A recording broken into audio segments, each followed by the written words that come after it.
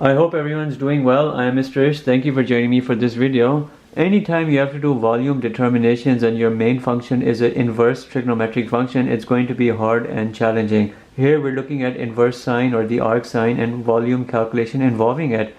But when you have to do something like this, how can you get a way around it? And there's an easier way, and I'll show you that in this particular video. If you look right here at the graph of the inverse sine, only part of it from 0 to 1, as you can see here based on the domain. We're not showing the aspect of the inverse sine in the third quadrant, focusing only on the first quadrant. A rotation around the x-axis.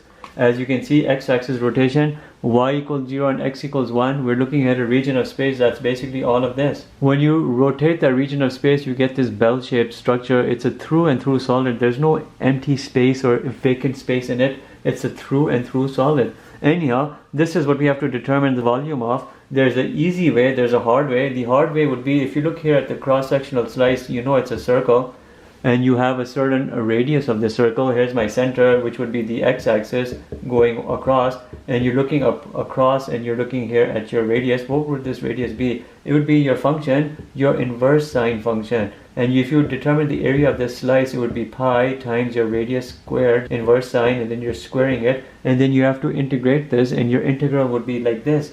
You're looking here at a volume along the x dimension. You have a pi pushed outside from 0 up to 1. Let's look at these values. For the inverse sine, when you draw the graph, it looks something like this. Here's 1, here's pi over 2, here's minus 1, here's minus pi over 2. 0 to 1. You're looking here 0 to 1.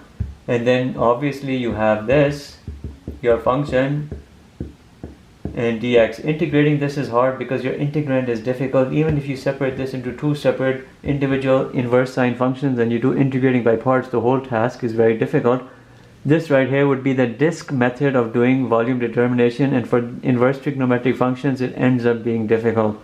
Your better option here is to do the cylindrical shell technique, and I'll show you that in this video. When you're doing the cylindrical shell technique, you have a certain representation like this, which is rotating around the x-axis. When you have an x-axis rotation, you know you have, based on the cylindrical shell technique, a dy integral. Your limits are in a vertical dimension and your equation is in the x equals format. That's just the way it is. When you're doing the cylindrical shell technique and you have a rotation around the y-axis, in this particular case you end up seeing a dx integral. You have limits along the horizontal dimension. Your equation or your function is y equals format. We're looking right here, x-axis rotation, so this right here is what we need to work towards. I have a certain Riemann rectangle which will develop over here, and I'm looking up. You're always looking at your Riemann rectangles being parallel to your line of rotation, but your radius determination is always perpendicular to it. I'm looking up in a certain radius along the y-axis, and my radius must be y. The circumference here must be 2 pi y. Because if you remember correctly, the cylindrical shell integral is limits, whatever they might be, and you have a circumference, you have a height of your Riemann rectangle, and your length or your thickness, which is dx or dy. This is what we have. We have circumference 2 pi y. What about my height of my Riemann rectangle? You're looking here at a certain right boundary curve and a certain left boundary curve. That's what you have. The right boundary curve here is equal to x equals 1 because it delimits it. X equals 1, you have your x-axis, y equals 0, and then your function. It's 1 minus your left boundary curve, which is your function, but it's a dy integral. You have to write this in the x equals format. If y is equal to inverse sine x, then x must be equal to sine y, and we've eliminated the inverse function. We brought an easier basic trigonometric function. It will be 1 minus sine y, and our integral will be integral dy.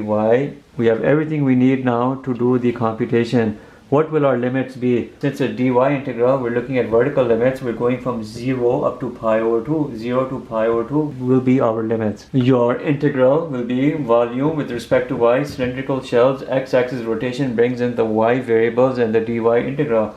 You see the circumference 2 pi y, the 2 pi, I'll push it outside. I'll have my limits, lower limit 0, upper limit pi over 2. I have the rest of the circumference, the radius component y, and then I have the height or the length of the Riemann rectangle. These rectangles, as they rotate from along the different dimensions and different radiuses generated from your line of rotation, will fill up the entire solid and give you your volume representation. 1 minus sine y, and my thickness, which here is dy. If you open this up, you have y minus y sine y. You can just distribute the y across. You have to integrate this. When you look over here, y is easy. When you look at this, you have a product of two functions. You have to do integrating by parts. If u is equal to y, then du is equal to dy. V is equal to integral of sine y, which is equal to minus cosine y. You have a dy over here. Then you do uv minus integral v du. When you work all of this out, you'll have minus y cosine y minus the integral of minus cosine y dy. If you work this out, and some people can do this in their head, you see you have minus y cosine y plus sine y. This is what you have. You don't even have to bring the constant of integration. We know all of this is going to come from right over here. So let's do the antiderivative and bring it in. I have a 2 pi. The integral sign will go away. Y will become a y square over 2. This minus here will affect everything over here in this antiderivative coming from y sine y. Minus times minus will be a plus y cosine y minus sine y, and then we have from pi over 2 and a 0. You just have to compute this and you're done, and it'll be easy. Keep the 2 pi outside and let's do this. You have a pi over 2, don't even put 0. Pi over 2 whole square divided by 2 will be a pi square over 8.